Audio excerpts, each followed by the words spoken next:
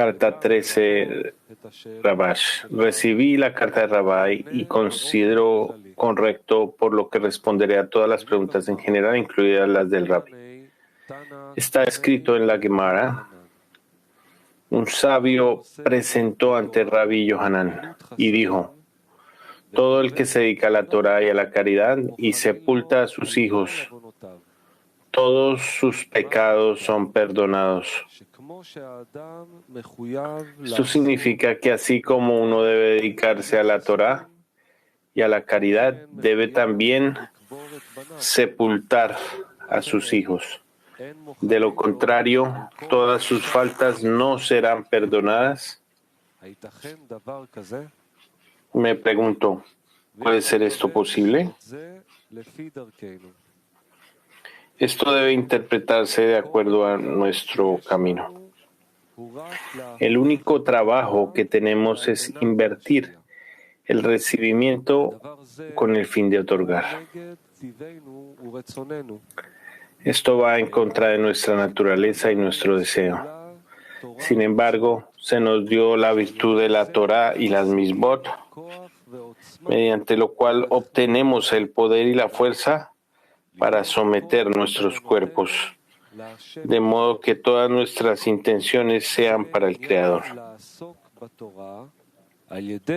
Este es el asunto de dedicarse a la Torah a través de la luz que hay en ella, así como participar en obras de caridad, que es el amor propio. Por medio de ambos podemos salir de la condición de recibimiento y ser merecedores de la condición de otorgamiento. En este sentido, dice el que argumenta: ve y mira lo que hace la gente. Desde el día en que tengo conciencia, todos los grandes y famosos de nuestra generación no coinciden en que deberíamos hacer estos trabajos. Y tampoco entendí lo que aprendí, que debemos ser verdaderos servidores del Creador con humildad. Es decir, que las buenas acciones están ocultas para las personas.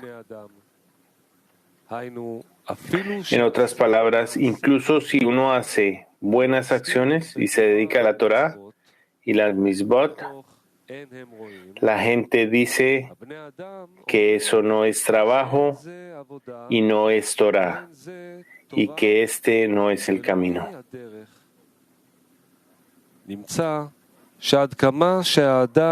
Resulta que cuando alguien se dedica a la Torah y a las misbot, ellos no ven nada, porque no les gusta, y a esto se le considera humildad.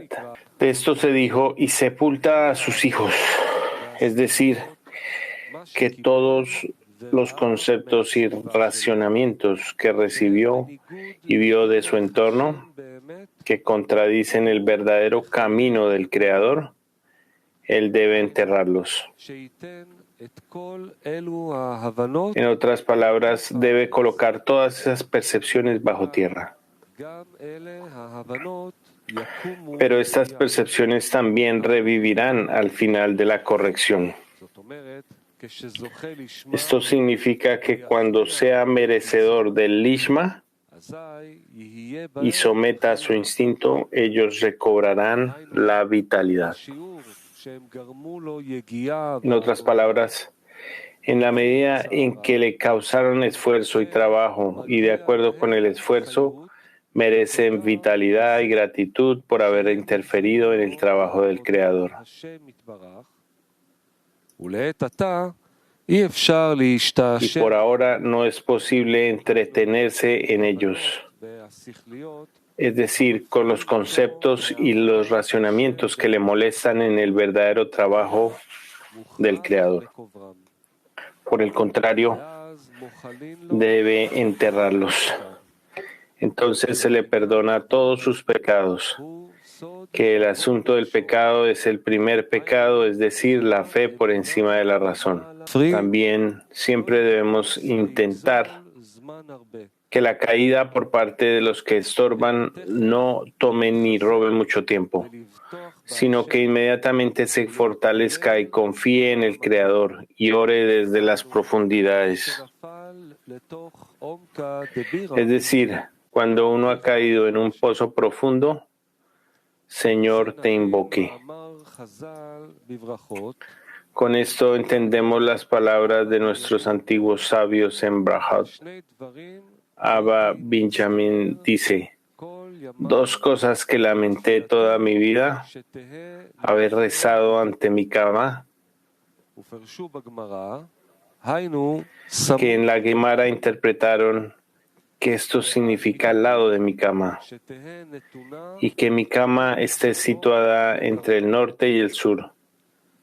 Debemos entender por qué es tan difícil hacer esto al punto de lamentarse por ello. De acuerdo con lo anterior, entendemos que mi cama significa abajo,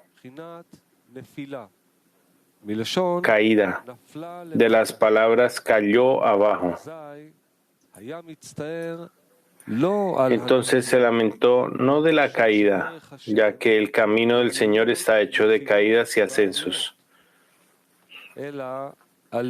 sino que se lamenta porque no es al lado de su cama.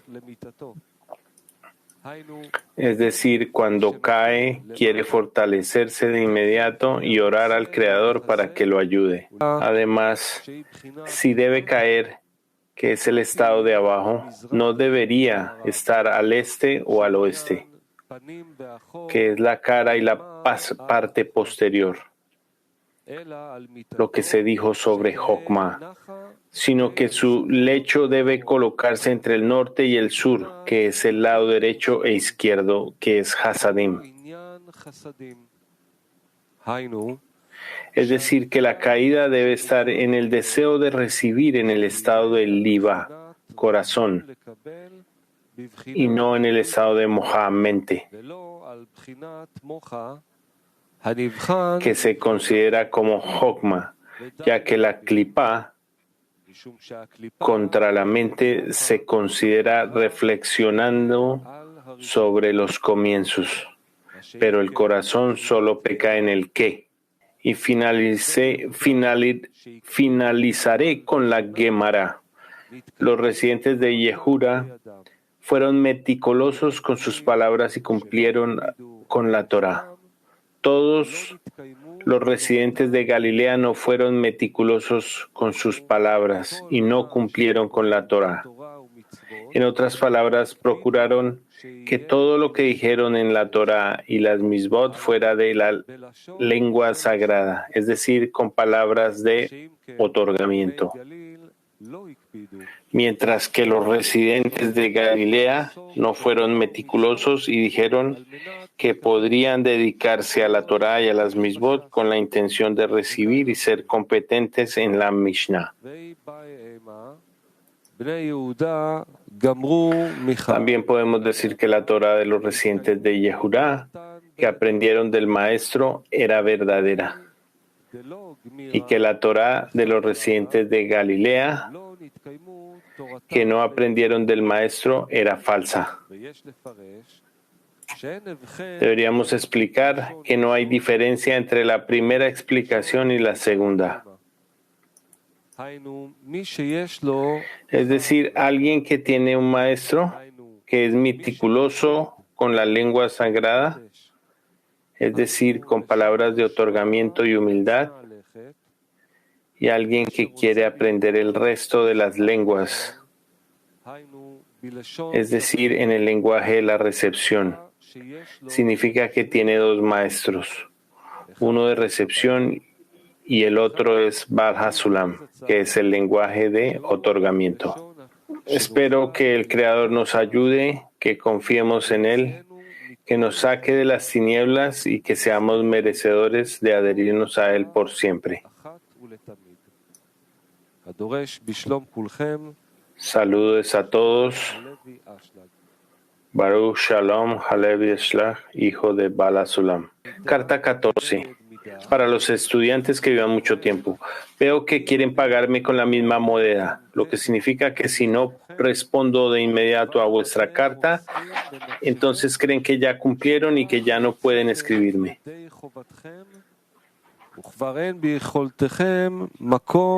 De hecho, tienen razón. Es mi culpa que la correspondencia no sea tan frecuente. Rezo para que el Creador me dé el entendimiento de corregir todas mis faltas. Ayer di una charla antes de regresar a Israel a un grupo de estudiantes del Rav Dessler. Les hablé del artículo. Dijo Ravá: uno debe saber en su alma si es un justo completo, etc.